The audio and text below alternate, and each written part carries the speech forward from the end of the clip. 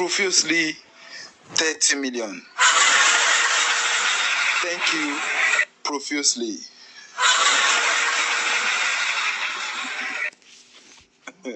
I know you have one or two to tell us. Let's hear from you. Thank you, everyone. I'm actually in a meeting, but I ran out. This is how justice for Mohbad is doing all of us.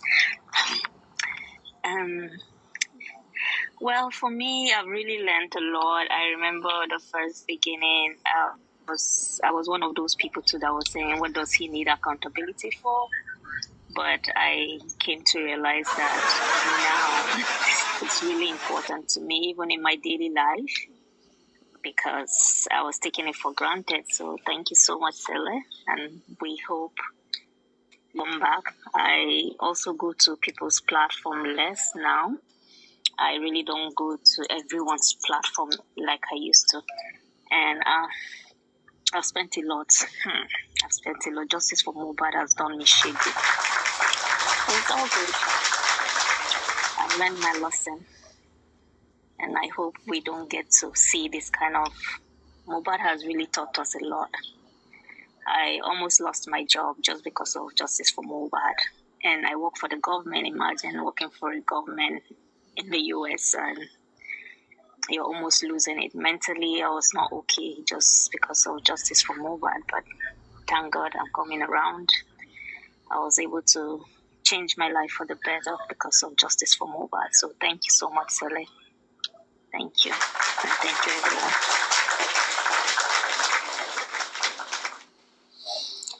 Well, there is great reward in looking for, in putting things right to look for justice.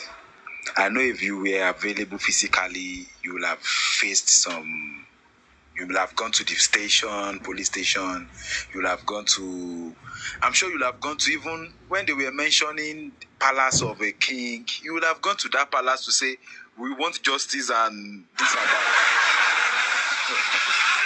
But that is why you spent your money. Well, there is reward for it. Don't worry. Sele, not even just that. One of those people that sponsored I Am Yinka, but I kept it quiet. But I don't make noise, and I'm happy I did that. Thank you so much. And I Am Yinka was a big one. I think it's still the biggest protest. Because sure, I know the I'm cause. proud of her. Yes, I know the cause. I know the people that got aware of this case. Like, no, that lady, respect to her. And it is a shame on men. Shame on men. They are thieves. We men are thieves. We are thieves. If a woman can do that, protest, a successful protest that has accountability in it, because I saw the report. I saw the report and I was so impressed. I feel so cool as someone that knows about accountability.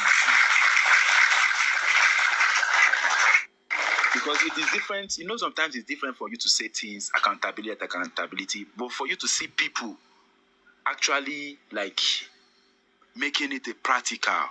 Yes, and that is good. Well, the prayer is that that as she has put her own effort, profusely 30 million, you've put your own money, and many people have done, like, they have done their own side of it, that God will reward every one of us profusely in his blessings in Jesus' name. J for Imole. My brother. Please, if they are dragging you, no go.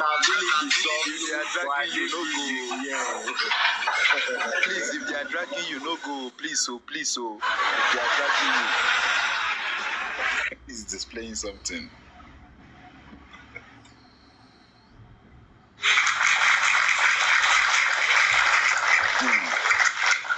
it's really a privilege to be strong-minded. I thank God I'm not a follower, bad brain, hater, or loser. It's coming from Wummi posted just a few minutes ago.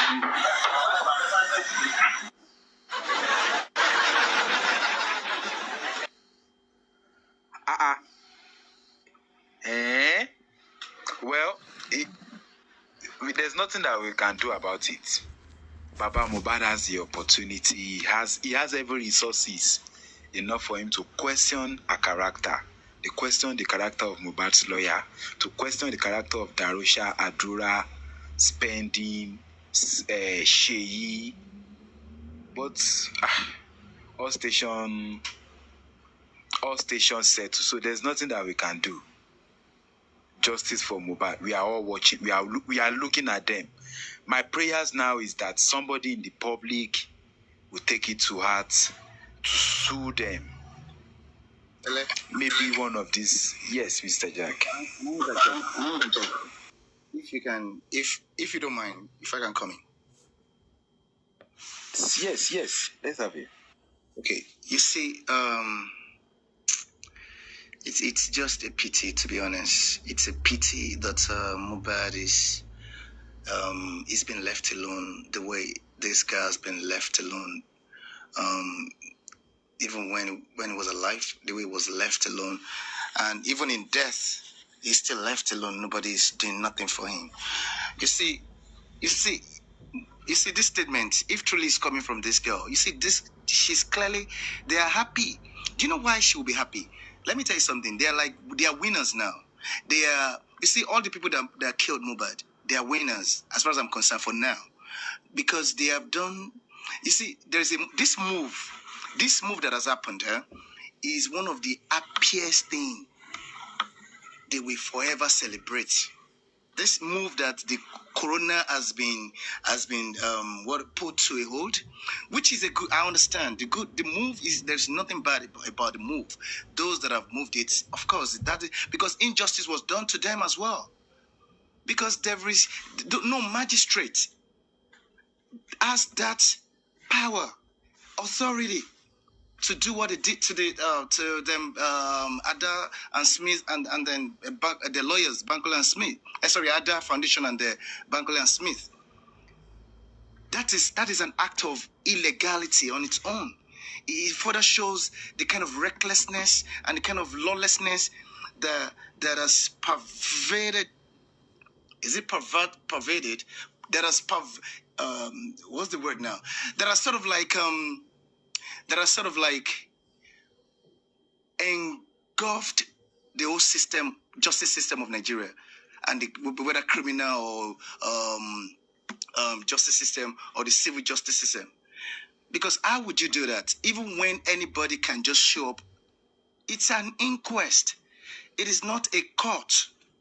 Anybody can come and have their own contribution.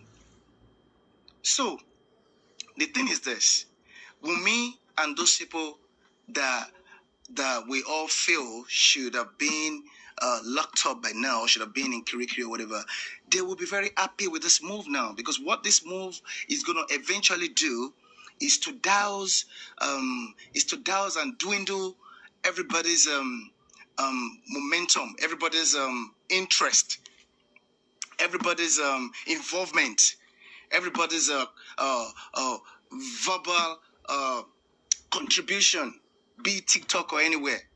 That is what this move is going to do, and you will see that in no time, this whole thing about Mohbad is going to start to go away, because that is what the government wants to achieve. And I'm saying, look, when people are saying the peripheral, when they are saying the ordinary, I am looking beyond the ordinary. This move is a good move, but I'm asking, my own is this: something should have come even before this move, and this move should have come long ago. Should have happened long ago. And that was what I was asking Susie this morning. Was Bankole and Smith, were they even allowed at any point in time? At that point where they were allowed, if truly they know what they are doing, and they know what they want to achieve, and they want to get Mohbad justice. They were supposed to come in on that day that they should have prepared that the foundation is faulty, and you want to stop the whole thing. They ought to have raised an objection to stop the whole inquest and stop the whole fucking the whole shit. They should have stopped everything. If they had stopped everything at that point, raised the objection that the coroner was not following the due process that he was supposed to follow. I'm telling you, the state would have been forced to start from the scratch. The police would have, they would have been forced to order the police to start the investigation afresh. And that will compel them, that will necessitate them to do the right thing at that point in time. They will now focus on those people in that house, because now they want to do investigation, because they have not done any investigation so far. They haven't. Forget about all of these cooked up lies that they put, some kind of conspiracy that they're giving the public. That one Baba came to them, one Desevaloba came to them and told them, oh, that is bullshit. They use that. That is part of the foundational layouts in order for them to be able to engineer injustice that they want to engineer. And they have successfully engineered that injustice. And you see that foundational problem. Until somebody comes to tackle it, until somebody comes and puts in an action that will drive all of these people crazy to the point that they will have to start from the beginning. They will have to go back to the basics and start everything afresh, so that the police can carry out proper investigation. Because you see, there are no two ways about this case. Whether we like it or not, police must still be forced. The public, that's what I'm saying. Look, individual writing petitions and it's just a waste of time. Because no government will listen to individuals. They will only listen. The only voice that can force them is if there is. Look at case of George Floyd. See how Black Lives Matter. See how they fought for George Floyd. They were the one taking the lead. They were the one representing the public. They were speaking for the public and George Floyd. That is how it should be in this case too. It is only our collectivity, our collective action, any action that comes from the general public altogether, not individual, that can make these people, that can bring this government to their knees and do what the people want and give Mohbad justice. That is the only cry that I've been crying. That people who call themselves sons, you have been privy one way or the other. You have been allowed into the case. For you to have even come up that you want to come into this case, you should have known your primary goal should be to stop the inquest. Because the inquest is a joke. The inquest is the biggest fraud that they slam on our face. So if they didn't see that at that point, I don't think they can see anything. I don't see what they're saying. So that's my own problem. The moment they were allowed, they should have come with their A game. They should have come in fully prepared.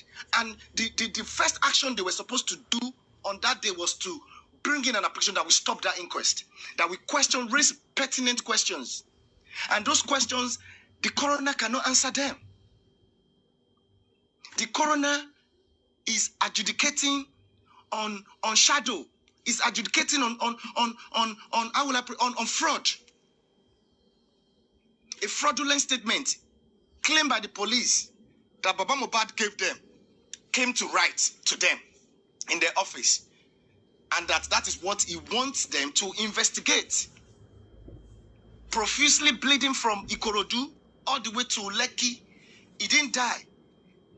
Many hours after, even in the house, he wanted to have sex, he didn't die.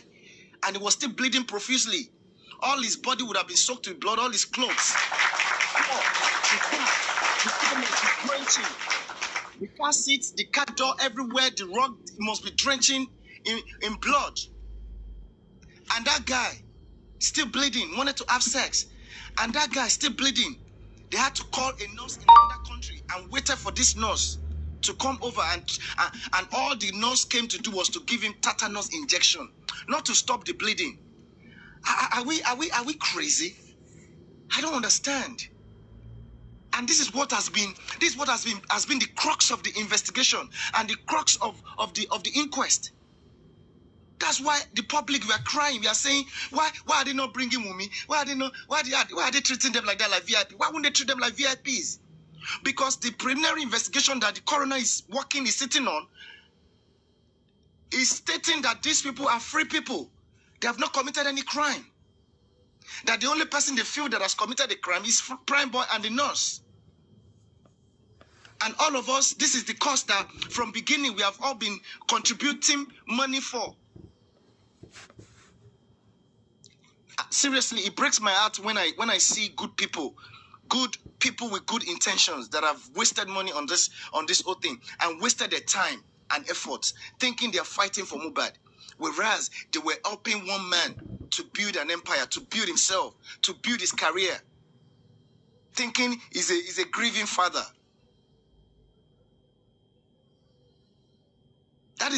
Look, my pain today is the fact that nobody has actually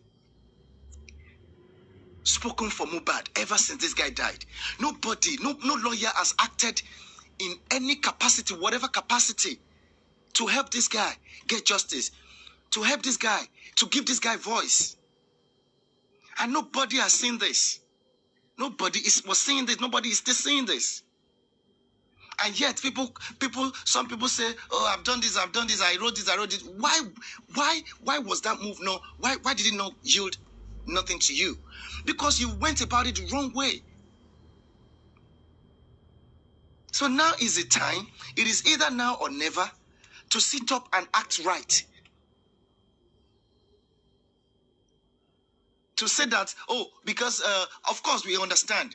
All of these foundations, we understand. When Yomi came out, I said it plain. My stand was clear that this guy is a broad daylight robber. This guy is nothing but a crook. And if you're not sure, just take a look at his antecedent.